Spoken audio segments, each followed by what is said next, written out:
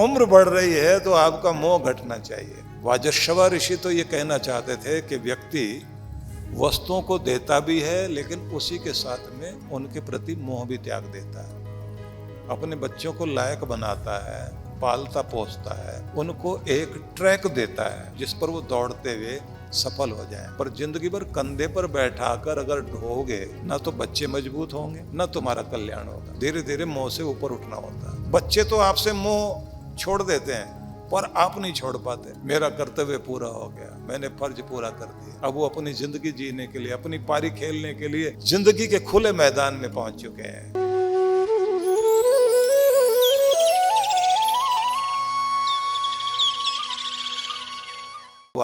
उसने कहा, पिताजी ये नहीं समझ में आया, आप ऋषि हैं, तपस्वी हैं, जिन गौओं को आप दान कर रहे हैं वो अब घास नहीं खा सकती क्योंकि उनके दांत बहुत खराब हो चुके हैं, बूढ़ी ज्यादा हो गई, घास भी नहीं खा सकती, उठना चलना भी ज्यादा उनसे हो नहीं पा रहा, दूध देने की तो बात क्या। तो ऐसी चीजें जो उपयोग में नहीं आएंगी बल्कि दूसरे को भी दुख देंगी तो वो आपको आनंद लोक में नहीं ले जाएंगे, आपके आनंद का कारण नहीं बनेंगे। ऐसा दान नहीं दिया जाता। उन्होंने कहा, बेटा मेरा मोह जुड़ा हुआ था इससे, अब हर मोह से छुटकारा पाना है। धरती की वो चीज जो मुझे पीछे खींचती है, नीचे खींचती है, लेकर वापस आएगी, अपने घर में लाकर बैठा दे, कुछ नहीं बन सके तो नाली का कीड़ा बन के बैठना पड़ जाए, मैं उस सब से मुक्त होना चाहता हूं। अब यहां नहीं आना चाहता। ये परीक्षाएं जो दे चुका हूं ये परीक्षाएं अब नहीं देने की इच्छा है, अब पूरी तरह से मुक्त होने की इच्छा है।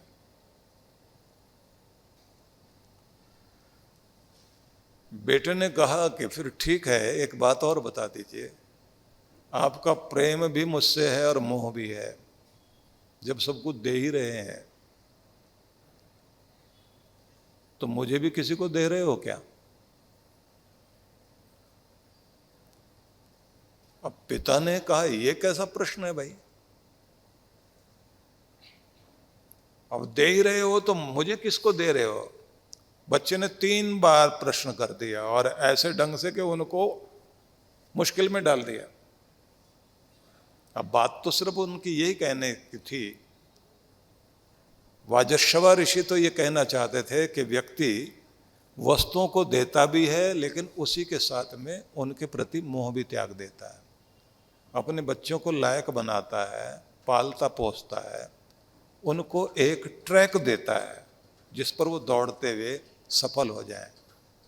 पर जिंदगी भर कंधे पर बैठाकर अगर ढोगे ना तो बच्चे मजबूत होंगे ना तुम्हारा कल्याण होगा। धीरे धीरे मोह से ऊपर उठना होता है। बच्चे तो आपसे मोह छोड़ देते हैं पर आप नहीं छोड़ पाते। बच्चे तो आपको छोड़ के अलग भी कहीं रहने चले जाएंगे लेकिन आपका तो ध्यान हर पल लगा रहेगा उनके प्रति। वो तो मुड़ के फोन भी नहीं करना चाहेंगे और आप रात दिन एक दूसरे से पूछते रहेंगे, वो बेटे का फोन आया क्या, अच्छा आया था तो क्या बात हुई। बूढ़े आदमी का ध्यान लगा रहता है, मोह से हटता नहीं, और बच्चों को कोई परवाह नहीं। तो उम्र बढ़ रही है तो आपका मोह घटना चाहिए। मेरा कर्तव्य पूरा हो गया, मैंने फर्ज पूरा कर दिया। अब वो अपनी जिंदगी जीने के लिए, अपनी पारी खेलने के लिए जिंदगी के खुले मैदान में पहुंच चुके हैं। अब हमें भी बड़ा होना है, ऊपर उठना है। धरती की हर चीज नीचे खींच रही है, हम ऊपर उठना चाहेंगे। ऊपर उठना है तो ताकत ज्यादा लगानी पड़ेगी। जब आप किसी भी सीढ़ी पर पांव रखेंगे, पहली सीढ़ी आसान है, उससे अगली सीढ़ी पर पांव रखेंगे और मुश्किल, सबसे आखिरी सीढ़ी पर जब चढ़ेंगे तो ज्यादा जोर लगाना पड़ता है, ये ध्यान रखना। जितना ऊंचा उठते जाओगे ज्यादा ताकत लगानी पड़ेगी, और अगर वापस उतरना हो तो और आसान और आसान और आसान। अगर धरती पर गिरना हो, फिसलना हो, इस दुनिया में फंसना हो तो फिर कोई ताकत लगाने की जरूरत नहीं है। बेईमानी सिखाने के लिए कोई स्कूल नहीं है, चोरी सिखाने वाले भी स्कूल नहीं है, फिर भी आदमी कर रहा है, अपने आप ट्रेंड हो जाता है। अच्छाई के लिए सिखाना पड़ता है, बार बार बताना पड़ता है। धरती की हर चीज नीचे खींच रही है, इसी को माया लोग कहते हैं। इससे ऊपर उठना, इसी के लिए कहा जाता है कि आंखें बंद करके दुनिया के मालिक को देखने की चेष्टा करो। और उसको देखना नहीं होता, जितनी भी चीज दिखाई देती है वो इस धरती की चीज है। जितने भी रूप हैं दुनिया के, आकार प्रकार हैं, वो सब इस धरती के हैं। जिसका कोई आकार नहीं है, जिसका कोई रूप रंग नहीं है, जिसका कोई नाम नहीं है, वही परमात्मा है। बड़ी विचित्र बात है ये। इसी को कहते हैं एकम सद विप्रा बहुधा वदन्ति। वो एक ही है जिसको अनेक अनेक प्रकार से ज्ञानी लोग कहते हैं। अब उससे जुड़ने के लिए गुरु जब मंत्र देता है तो फिर वो ये बताता है कि सर्वोच्च सत्ता से जुड़ने का मंत्र ही गुरु मंत्र है। वो गुरु जी का मंत्र नहीं है, गुरु के द्वारा दिया गया मंत्र है। उसके माध्यम से तुम उससे जुड़ोगे। लेकिन इस समय हम चर्चा करना चाहेंगे कृष्ण भगवान गीता में जो उपदेश दे रहे हैं, उस उपदेश में थोड़ा सा ध्यान अपना लेकर के हम लोग जाएं। और ये ध्यान हमारा इस तरह से होना चाहिए कि हम समझने की चेष्टा करेंगे। भगवान श्री कृष्ण जब यह कहते हैं सर्वधर्मान परित्यज्य माम एकम शरणम व्रज, सब धर्मों को, कर्तव्य कर्मों को त्याग कर केवल मेरी शरण ग्रहण करो। अहम त्वा सर्व पापेभ्यो मोक्षिष्यामि मां शुचः, सब चिंताओं से, दुखों से मैं तुम्हें मुक्त करूंगा। अब विचारने वाली बात, सर्वधर्मान परित्यज्य। अब वो सर्वधर्म क्या है जिसको छोड़ के आना है? यहां उन कर्तव्य कर्मों की बात है। अब ध्यान देना जो मैं बताने जा रहा हूं, कि जो तुम्हारे लिए नियम बनाए गए, जो कर्तव्य तुम्हें दिए गए, जो धर्म का पालन, जिम्मेदारियां तुम निभा रहे थे, उन सबको तो करते रहना, जिम्मेदारियों को निभाते रहना, लेकिन उनकी आसक्ति को छोड़कर तुम मेरी शरण में आओ। फिर से ध्यान देना, आसक्ति को छोड़कर। ये आसक्ति, मैं शुभ कर्म करता हूं या मैंने कोई धर्मशाला बनाई, मैंने कोई यज्ञशाला बनाई, मैंने कुछ बड़ा काम किया, तो अपने दान देने के, अपने भले होने का भी एक गरूर पाल लेते हैं हम लोग। उस सब की आसक्ति छोड़ दीजिए और पूरी तरह से परमात्मा के हो जाइए। फिर से ध्यान देना होगा कि जो जो भी आपने अच्छा किया उसे गिनवाने की जरूरत नहीं है। कई बार महात्मा लोग जब ये बोल रहे होते हैं ना, कैसे महात्मा नहीं बनाओ, 25 करोड़ की संपदा को लात मार के महात्मा बना हूं। तो एक बाबा जी साथ में खड़े थे, उन्होंने कहा लात ठीक से लगी नहीं तो याद रहनी नहीं चाहिए थी।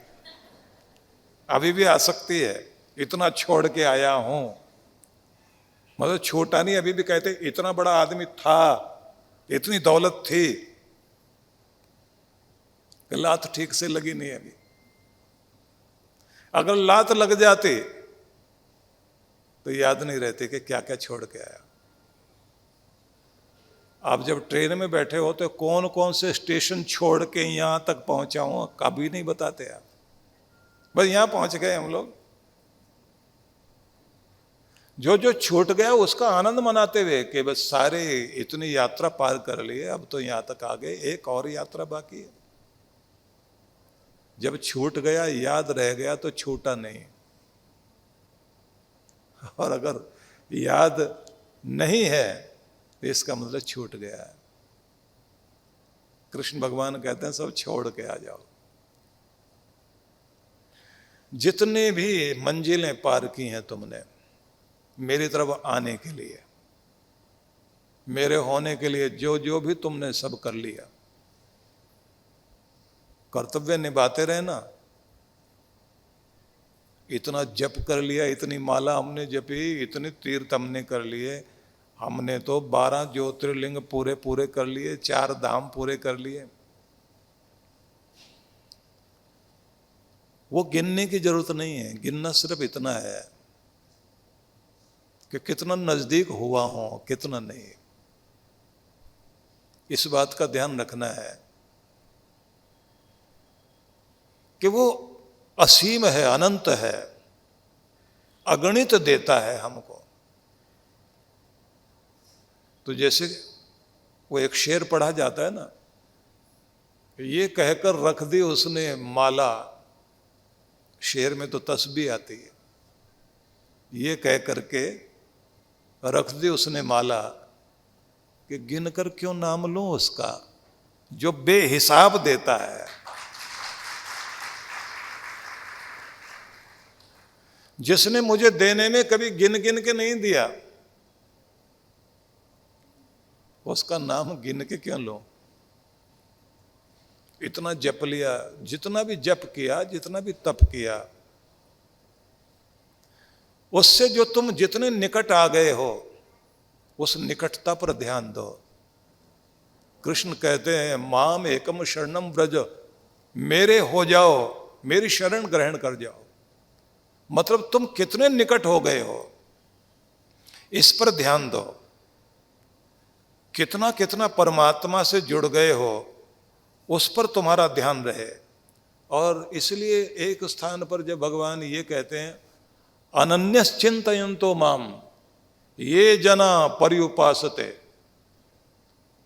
तेषाम नित्यभियुक्तानाम योगक्षेमम वहम्यहम्। अनन्य भाव से जो मेरा ध्यान कर रहा है, अब यहां भी ध्यान देना, अनन्य भाव। अनन्य भाव का मतलब ये होता है फिर कुछ और ध्यान में नहीं आए, बस एक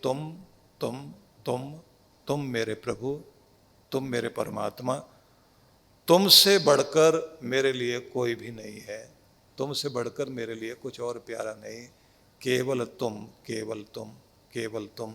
ये जब भाव आता है एक में, जिसको कहा उपनिषद में एकत्वम अनुपश्यते, भगवान से एकत्व को जुड़ जाने की अनुभूति जब करे व्यक्ति, तो इसे कहा जाता है कि तुम्हारा अनन्य भाव आ गया। अनन्यस चिंतयन्तो माम, अनन्य भाव से जो मेरे चिंतन में है, मेरे ध्यान में है, ख्याल ही ना रहे कि कुछ और भी है बीच में। मैं कभी कभी अपने कुछ लोगों को देखता हूं कि वो आरती करते करते भी माई को महिलाएं डांट रही होती हैं, आरती पूरी चल रही है, बोल भी ठीक रही हैं, इशारों में निकल, मतलब उंगली से इशारा कर दिया, या आ जाओ आ जाओ, आरती भी चल रही, जय जगदीश हरे आ जाओ। तो अब आप जरा देखिए कि वहां अवचेतन मन, जो हमारी प्रैक्टिस है, वो तो बोल रही है, वो तो सब मंत्र भी, जाप भी पूरा हो रहा है, आरती भी चल रही है। किसी को डांटना, बैठ जाओ, खड़े हो जाओ, या बच्चे को ले जाओ, इशारा भी कर दिया, आंख से ही बोल देते हैं। तो उसका मतलब क्या है कि आप एक मशीन तो बने हुए हैं, लेकिन परमात्मा खोने से मिलेगा। जब उसके हो जाते हो, उसमें खो जाते हो, ये ध्यान भी ना रहे जाप करते करते कि तुम उसे याद कर रहे थे, उसके हो जाओ, उस जैसे, उस रूप में आ जाओ। उसकी शांति में आप डूब जाओ, उसके प्रेम को अनुभव करें। इसलिए कहा जाता है कि मैं तुमसे वो रिश्ता बना लेना चाहता हूं परमात्मा, कि तुम्हारा प्रेम मुझसे होकर इस तरह गुजरे कि जो भी मेरे संपर्क में आए उसको मेरा एहसास न हो, तेरा एहसास हो।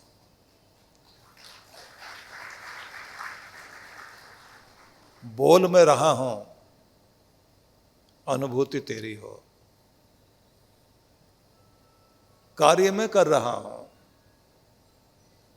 लेकिन उस कार्य का प्रभाव मेरा नहीं होना चाहिए, तेरा होना चाहिए। कि ऐसे रिश्ता बना कि तेरा प्रेम मुझसे होकर दुनिया तक पहुंच जाए, तेरी करुणा मेरे अंदर से होती हुई संसार तक पहुंचे। मेरी मुस्कुराहट भी किसी का उपहास न बने, वो तेरा। दिल्ली, पंचकुला और मेरठ में सनातन संस्कृति जागरण महोत्सव की दिव्य गूंज के बाद अब वही आध्यात्मिक ऊर्जा पहुंच रही है देवभूमि हिमाचल प्रदेश में। जल्द ही हिमाचल की पवित्र वादियों में गूंजेगा भक्ति, ज्ञान और सनातन संस्कृति का संदेश। 10 गुरुकुल एवं 108 बाल संस्कार केंद्रों की स्थापना के पावन उद्देश्य से हम जन जन तक यह संदेश पहुंचाना चाहते हैं कि हमारी संस्कृति ही हमारी पहचान है। इसके बिना हमारा अस्तित्व अधूरा है। इन्हीं महान संस्कारों और सनातन परंपराओं को राष्ट्रव्यापी बनाने के संकल्प के साथ सनातन संस्कृति अभियान चलाया जा रहा है, ताकि आने वाली पीढ़ियां भी अपने मूल्यों, संस्कारों और संस्कृति से जुड़ी रहें। इसी क्रम में पूज्य सुधांशु जी महाराज एवं डॉक्टर अर्चिका दीदी के पावन सान्निध्य में हिमाचल की वादियों में आयोजित होने जा रहा है भव्य सत्संग और आध्यात्मिक जागरण। कार्यक्रम की रूपरेखा शिमला 14 से 17 अप्रैल 2026। शुभारंभ 14 अप्रैल सायं 4 बजे, 15 से 17 अप्रैल प्रात 10 बजे, सायं 4 बजे। स्थान होटल पीटरहॉफ, चौड़ा मैदान, शिमला, हिमाचल प्रदेश।